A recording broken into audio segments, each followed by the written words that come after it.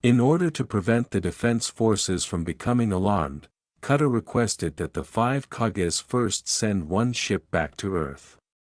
This way, the ship could serve as an envoy from the Shinobi Union to the UNSC, which is essentially the UEG.